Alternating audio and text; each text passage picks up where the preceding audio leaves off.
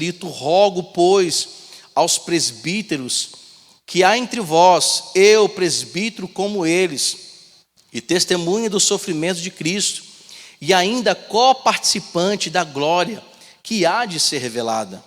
Pastoreai o rebanho de Deus que há entre vós, não por constrangimento, mas espontaneamente, como Deus quer, nem por sódia ganância, mas de boa vontade, nem como dominadores dos que vos foram confiados, antes tornando-vos modelos do rebanho. Ora, logo que o Supremo Pastor se manifestar, recebereis a imarcessível coroa da glória. Senhor, fale conosco, conceda-nos a tua graça. É assim que nós oramos, no nome de Jesus Cristo, e fala aos nossos corações, para que em tudo a tua palavra, Senhor, crie raízes profundas em nossos corações, e que nós venhamos de fato, com atitude, palavra, enfim, com todo o nosso ser, glorificar o teu nome para todo sempre. Amém. Meus amados, nós temos estudado a respeito da carta de Pedro, desde o primeiro capítulo, mas aqui nós vamos ver que é evidente que Pedro, ele concentrou-se na necessidade de quê? Da pureza de coração perante Deus, nos relacionamentos entre aqueles que estão na igreja, e esse relacionamento saudável, ele começa aqui dizendo que deve ser primeiro entre os líderes, aqueles que se constituem pastores, é claro, por Deus, presbíteros, bispos, enfim, e é fato, meus irmãos, de forma geral, a toda a liderança da igreja. Então Pedro tem essa preocupação de que haja pureza no coração, no desenvolvimento dessa liderança. E é uma coisa que precisamos sempre refletir, porque às vezes a liderança que nós exercemos, às vezes vem junto o quê? Às vezes um rancorzinho, uma magoazinha. De vez em quando na liderança vem uma posição pessoal em detrimento a alguma coisa que aconteceu e não gostou. Então acaba evidente que, como seres humanos limitados, debilitados, de vez em quando, infelizmente, ocorrem esse tipo de atitude. Então Pedro está, meus irmãos, aqui nos ensinando que devemos manter essa pureza no coração, principalmente nós entre os líderes.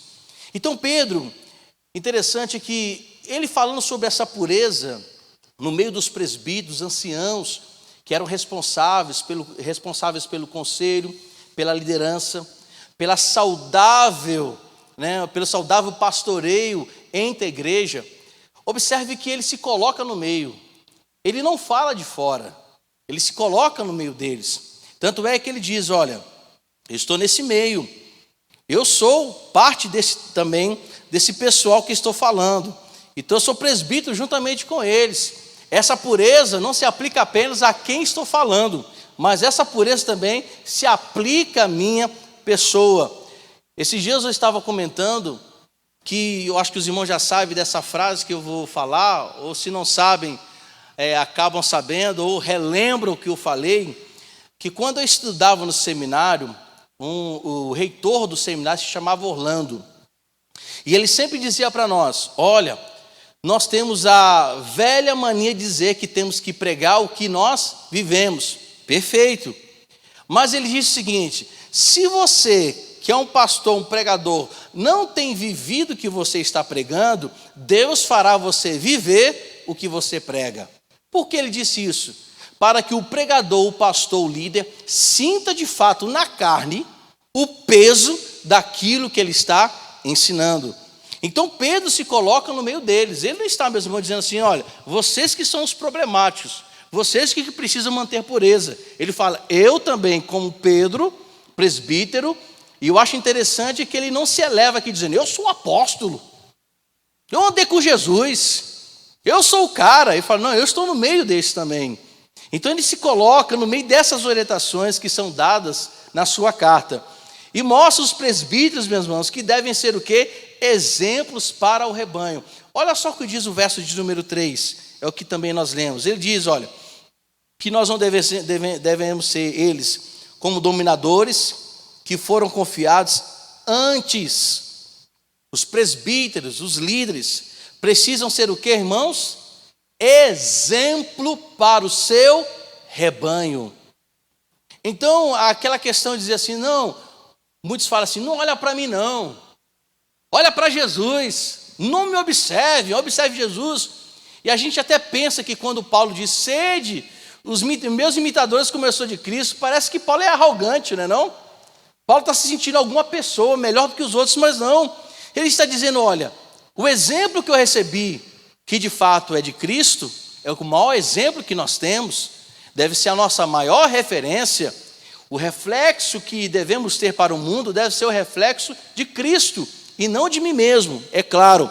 Mas ele diz que há uma necessidade das pessoas olharem para o testemunho humano. Até mesmo porque ele diz em Gálatas que ele não mais vive. Quem vive nele agora é Cristo. E ele diz em Gálatas 2 que o viver que ele vive na carne, ele vive para a glória de Deus Pai, para a glória de Jesus Cristo.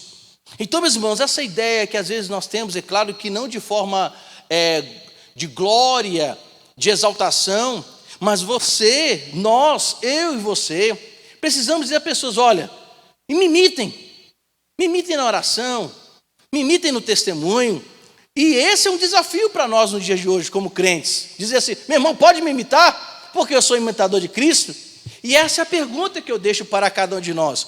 Será que nós teríamos ou temos a coragem de chegar para uma pessoa que é do mundo, para a nossa própria família, dizer, pode me imitar, porque imita Cristo? E aqui se faz uma reflexão muito importante nessa noite. E eu digo aos irmãos que é um desafio muito grande para nós. Dizer para alguém, me imite, não por glória, volto a dizer, não porque eu estou sendo exaltado, mas será que de fato a gente pode perguntar a alguém, ou dizer, pode me imitar? Venha, seja como eu sou diante do Senhor. Essa é a pergunta que eu faço mediante ao que nós estudamos ou temos estudado. Então Pedro ele fala que os presbíteros, essa liderança precisa ser exemplo para o rebanho. Interessante, meus irmãos, que Pedro traz também a referência aos sofrimentos de Cristo.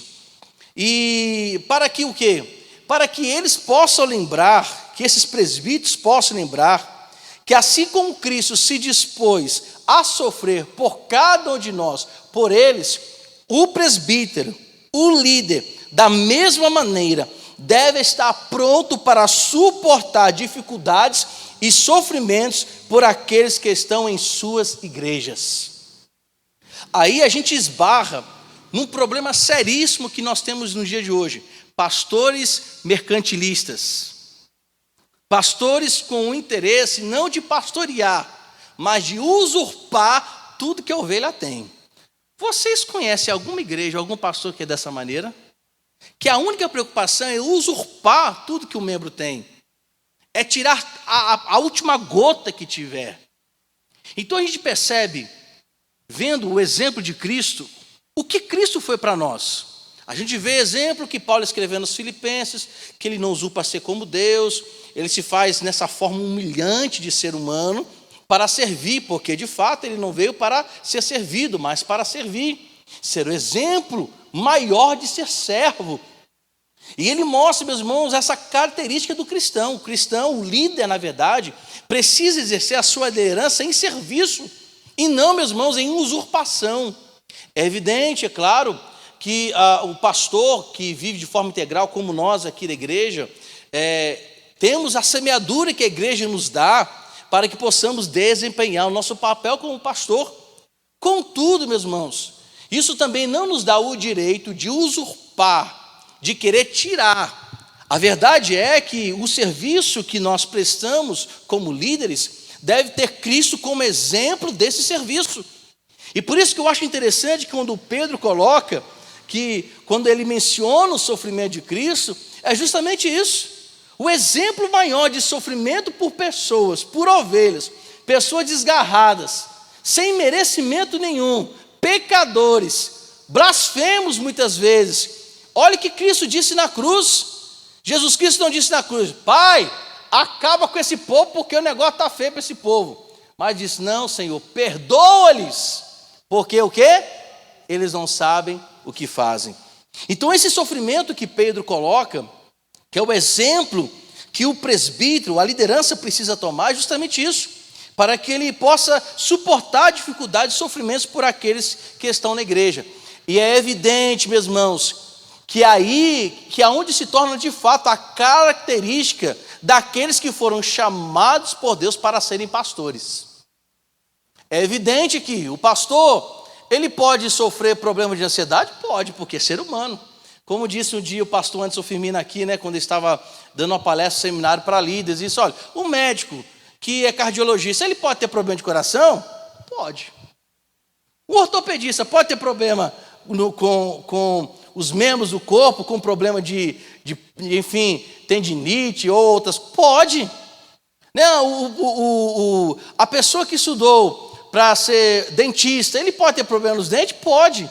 O pastor também pode ter, infelizmente, como ser humano, ele às vezes padece problema de síndrome de ansiedade, síndrome de ansiedade não, burnout, não sei como é que chama, é burnout, Ele pode ter o problema de burnout, ele pode ter problema de ansiedade, pode, porque é ser humano. Contudo, o que traz esse pastor a resistência de pastorear? O chamado de Deus na vida dele, porque é algo específico. Então precisa ter também chamado de Deus para suportar, não é qualquer um não. E é evidente, meus irmãos, que a liderança precisa reconhecer aonde vai o seu limite. Alguns querem exceder os seus limites, a qual Deus não permitiu que pudessem ser excedidos. Então, cada um Deus chama de forma específica. Tem pastores que são evangelistas, que nunca, meus irmãos, talvez suportarão um pastoreio de fato direto com ovelhas. Ele pode sofrer danos terríveis. Então precisa sim, claro e evidente, aquele que é chamado por Deus reconhecer quais são os seus limites. Então isso vale para mim, vale para o nosso pastorzão, mas chamo ele de pastor Jack Chan, japonesão. Mas é necessário, não apenas nós, mas todos nós que exercemos a liderança, sabermos aonde é o nosso limite. Porque muitas vezes a gente quer ultrapassar aquilo que Deus não permitiu que nós ultrapassássemos. Interessante que no verso de número 2, quando ele está falando que ele fala que pastorear o rebanho de Deus, que esse presbítero de fato deve ter esse entendimento. O verbo que ele coloca aqui no grego, de pastorear o seu rebanho, que é paimanon, ou enfim, paimanion, alguns falam, mas é servir como pastor, é o sentido aqui, pastorear, é servir como pastor, é servir como aquele que apacenta. E a palavra rebanho, no grego, esse substantivo, vem derivado justamente da palavra pastorear. Se a gente fosse pegar no original, como diz o Wayne Grudem em sua pesquisa, ele diz que podemos traduzir esse verso que diz assim, pastoreai o rebanho. Poderia ser dito o seguinte, a tradução no original, pastoreai o pastoreio de Deus. Os irmãos lembram que quando Jesus Cristo chega para Pedro e fala, ei, você me ama? Você me ama de fato? Então, o que? Cuide das minhas ovelhas, pastoreie as minhas ovelhas. Jesus Cristo literalmente está dizendo, pastoreai o rebanho que é de Deus. Pastoreai o pastoreio de Deus. Então, isso eu achei interessante, meus irmãos, porque às vezes tem alguns líderes que pastoreiam a igreja achando que essas ovelhas são ovelhas que lhe pertencem. É claro que há um pertencimento aí, não porque vocês são propriedades nossas. Vocês são propriedade de quem? De Deus, comprados por Cristo Jesus. Mas entendam bem, alguns acham que as ovelhas é uma propriedade particular do pastor. É como que cada pessoa, ele tivesse em suas mãos uma escritura dizendo, irmã Luzimar é uma propriedade exclusiva do Senhor André Costa Moraes. Mas o que Pedro está dizendo é que esses presbíteros devem pastorear o pastoreio de Deus. Que eles devem pastorear as ovelhas que são pastoreios do Criador, do Senhor que deu a vida. Aquele que soprou nas narinas dos homens o fôlego de vida. Então nenhum pastor deve se sentir dono da igreja, deve sentir que os membros, os congregados são propriedades exclusivas dele. Nós temos que entender que esse pastoreio é do rebanho de Deus. Por isso que volto a dizer que quando Jesus tem uma conversa com Pedro, ele emprega justamente esse mesmo sentido, esse mesmo verbo pastorear, que é a mesma conotação que Pedro utiliza-se para esses presbíteros a qual ele escreve a carta. Então aqui, meus irmãos, devemos ter o cuidado.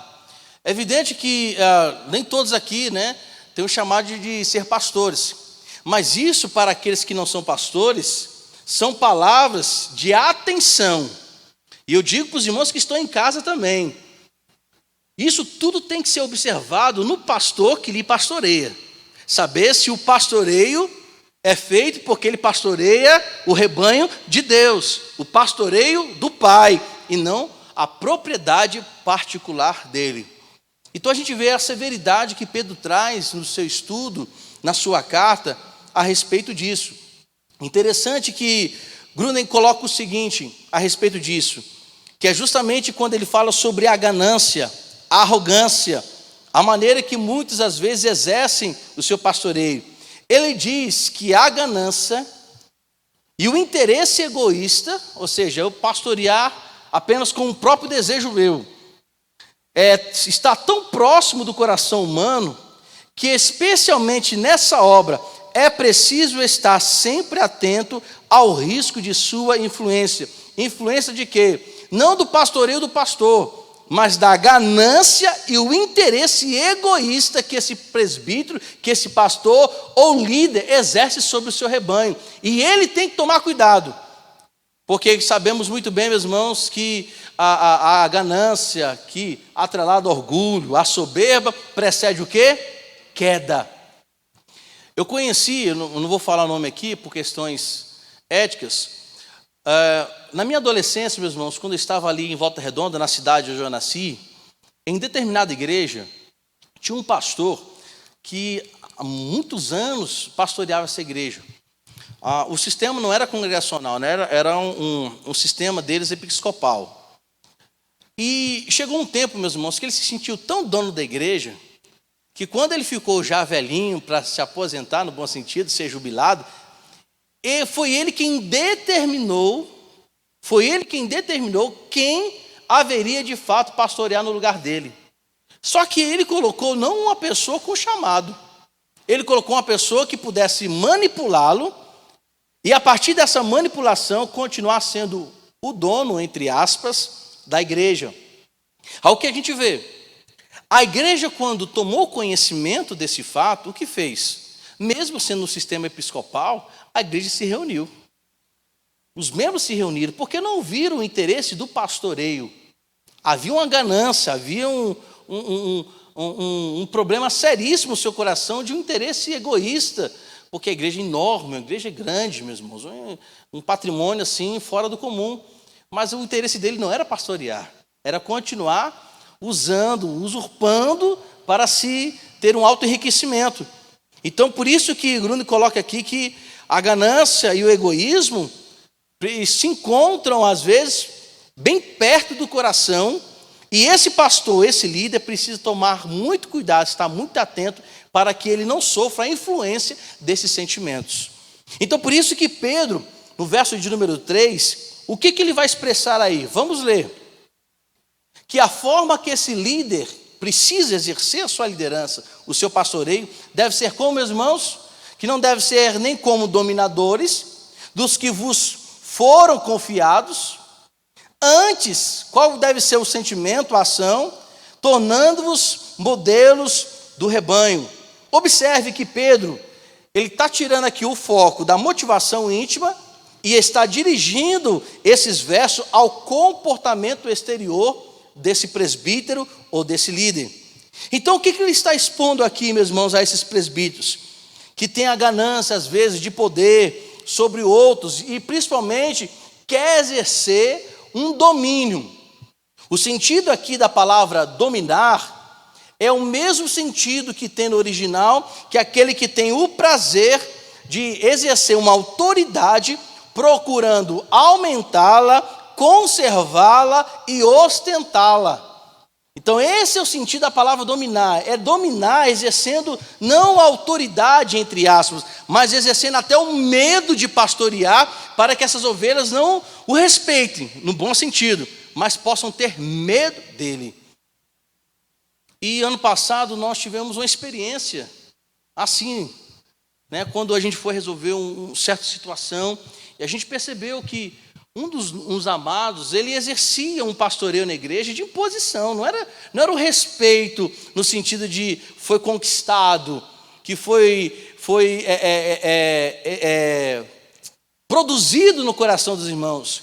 Ele impunha o respeito no domínio, tem que ser assim, é como se fosse um pastoreio comunista, né?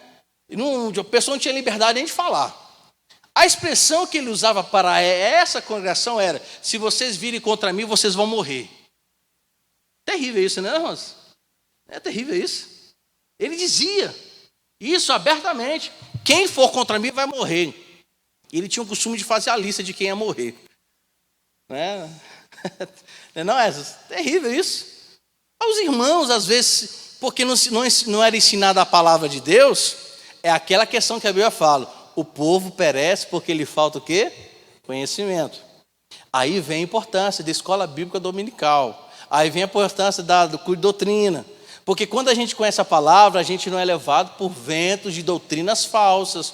A gente não é manipulado por falsos profetas. Quando a gente conhece a palavra de Deus, mas irmãos, vamos ser sinceros. Quando nós, pastores, pregamos uma coisa que está fora da Bíblia, a sua lanterninha logo acende.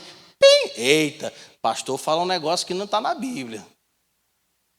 Mas se eu não tenho conhecimento, meus irmãos, da palavra do Senhor, eu vou ser manipulado mesmo. Essa era a preocupação de Paulo quando ele escreve as suas cartas paulinas. É a preocupação que ele tem, as igrejas, para Timóteo, para Tito, Filemão. Ele sempre, meus irmãos, dava exemplo: olha os falsos profetas. Toma cuidado com isso. Toma cuidado com aqueles que usam o nome de Deus. Toma cuidado com aqueles que estão no meio da igreja, tentando distorcer fatos. E às vezes são verdades que a própria palavra ele tenta achar na Bíblia, justamente a justificativa da imposição dele. Ele não extrai da Bíblia o que a Bíblia diz, ele pega a Bíblia para justificar os seus atos.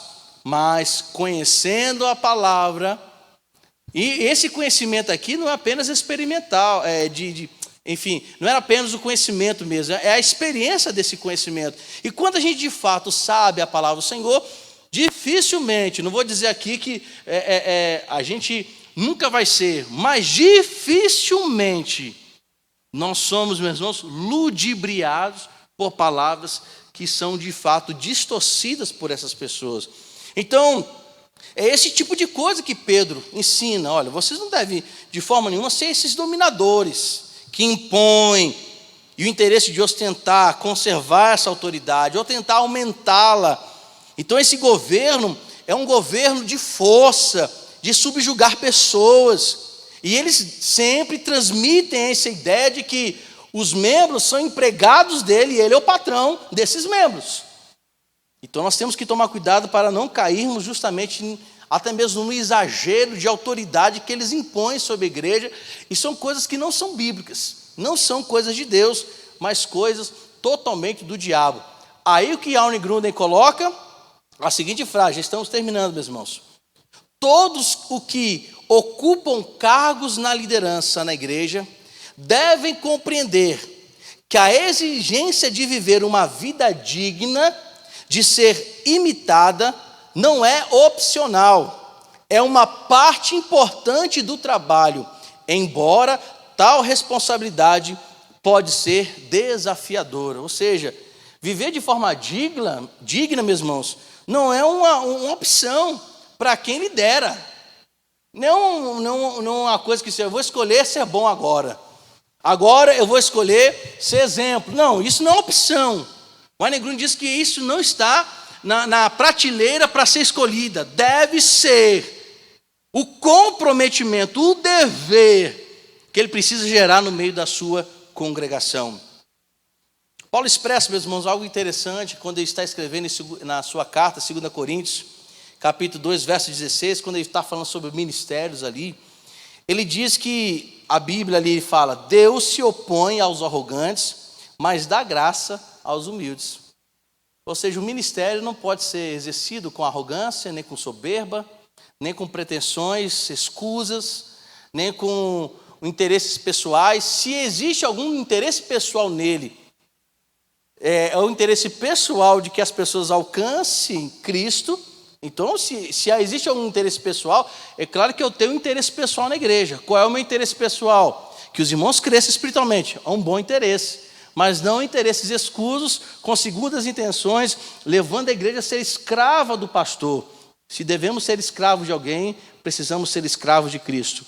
Então, por isso que não é à toa, meus irmãos, que aí no verso de número 4, Pedro escreve as seguintes palavras para esses presbíteros. Ele diz: ora, logo que o Supremo Pastor se manifestar, recebereis a imarcessível coroa da glória. Pedro aqui, meus irmãos, está parecendo indicar que os presbíteros da igreja local, eles devem desempenhar o seu ofício, sim. Devem procurar serem, se possível, exímios líderes, sim, em Cristo Jesus. Mas o exercício deles não deve ser para adquirir pessoalmente glória para si. E isso, às vezes, meus irmãos, é um cuidado que nós devemos ter. É evidente que, às vezes, nós vamos, por exemplo, na consciência cristã, ouvir excelentes mensageiros. Eu só fiquei com raiva, pastor Moisés, que o senhor não foi convidado para pregar. Mas eu vou orar para o senhor ser um pregador principal ali da consciência. E os irmãos me ajudem a orar. Esse é o meu propósito, colocar pastor Moisés. Se a igreja presbiteriana tem Hernando Dias Lopes, nós vamos ter Moisés Barros. Amém? Eita, agora já era, pastor. Segura aí, segura aí. É evidente que vamos ouvir ali pessoas de Deus, que não têm o coração buscando glória para si. Às vezes eles estão na evidência, não porque querem glória para si. Às vezes eles são evidenciados como homens de Deus, são procurados porque são pessoas que pelo Espírito Santo alimentam as pessoas pela palavra do Senhor.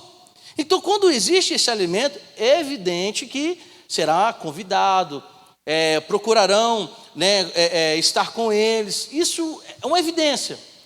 Mas onde se torna um problema para nós cristãos? Quando o único fator de estar ali é por causa da pessoa e não por causa da palavra. A palavra deve fazer parte da vida dele, é evidente. Então, às vezes, se existe, infelizmente, no nosso meio cristão, principalmente que o pessoal fala no meio gospel, a idolatria a pessoas que não procuram. Então, Pedro está dizendo para essas pessoas: olha, vocês não devem procurar glória para si. Vocês não devem procurar riquezas para si. Vocês não devem procurar obter uma honra na riqueza nessa vida. Mas se devem procurar alguma honra no bom sentido, algum galardão, aí ele coloca aqui. Qual deve ser o galardão? Um dia vai vir o Supremo Pastor e vai se manifestar para cada um de nós. E aqueles que exerceram o seu pastorado de forma digna do Evangelho, de forma que Cristo foi glorificado, em que o pastoreio das ovelhas foi um pastoreio não porque ele quis pastorear para que pudessem ser essas ovelhas a sua propriedade, mas ele entendeu que ele está pastoreando ovelhas que não lhe pertencem, mas pertencem a Deus. Então, o que ele vai receber não é uma coroa nessa terra. É isso, meus irmãos, volto a dizer, um dia que eu preguei aqui na igreja, sobre a síndrome de Lúcifer. Toda a síndrome de Lúcifer tem como seu acompanhante a síndrome de Absalão. Absalão, quando estava na porta ali do rei do seu pai Davi, não ficava assim para o outro: olha, se eu fosse o rei, eu faria assim. Não tem assim? Você conhece alguma irmã que tem a síndrome de Absalão? Se fosse eu, se eu estivesse, né? E tem até um cantor aí do mundo que fala se achando, na verdade, né? É se achando. E vem depois a síndrome de Lúcifer, de querer ser, né? De ser superior, de que se não for ele, nada acontece. Aí, meus irmãos, vem uma palavra de exortação para nós. Nós temos que ter muito cuidado esse negócio de dizer assim, não, se eu não estiver no departamento, as coisas não funcionam não. Se eu não estiver à frente, não vai nada para frente. Se eu não estiver presente, as coisas não acontecem. Meus irmãos, nós nos enganamos. Principalmente quando se fala sobre a obra de Deus.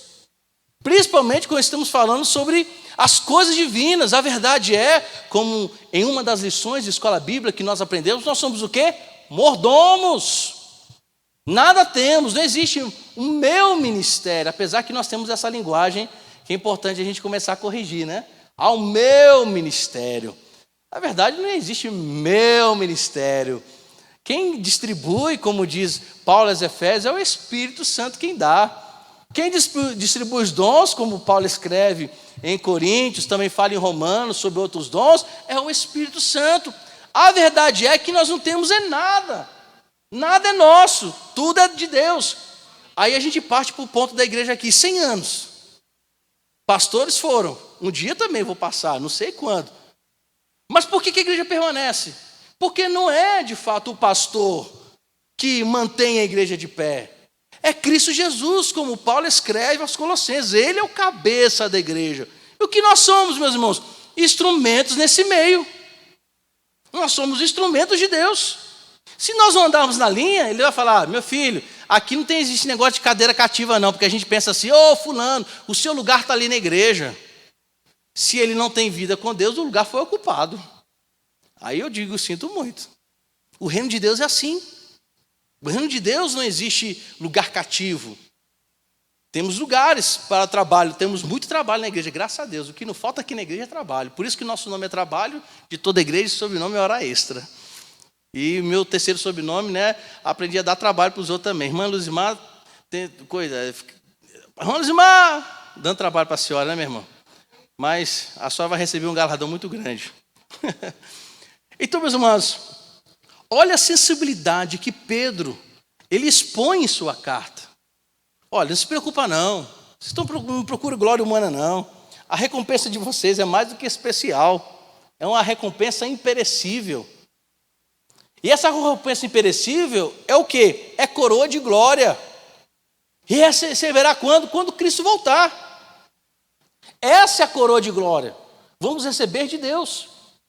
E aqui, meus irmãos, para que possamos terminar, pastor Moisés, o senhor faz um favor para mim?